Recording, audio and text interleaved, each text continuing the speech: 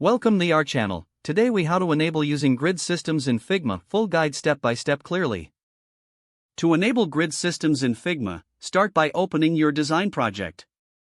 Select the frame where you want to apply the grid.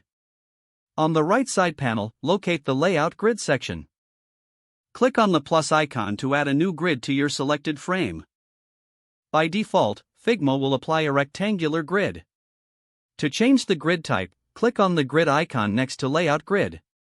Choose between a grid, columns, or rows depending on your design. For a column grid, select Columns. Adjust the number of columns to fit your layout. You can also modify the gutter width between the columns.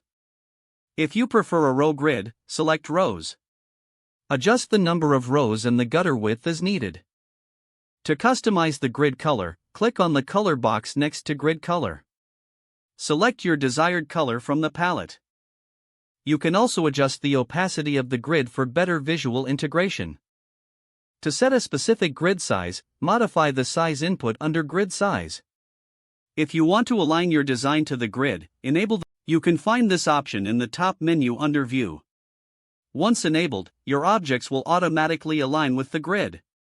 Feel free to toggle the visibility of the grid by clicking on the eye icon next to Layout Grid.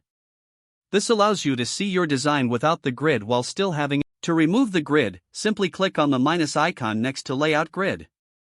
You can always add it back later if needed. Experiment with different grid settings to enhance your design process. Remember to save your design frequently to avoid losing your changes. With grids enabled, you can create precise layouts more efficiently. If the page does not load, refresh the browser or try again in a private or incognito window. Make sure you are using the correct email address, then retype it carefully to avoid small typos. If your password is not accepted, use the reset option and create a new strong password you can remember. Check your spam folder for verification or security emails, then complete any requested confirmation steps. Enable two-factor authentication if available to improve account security and reduce unauthorized access risk. After signing in, review your profile details so your contact information and settings are accurate and current.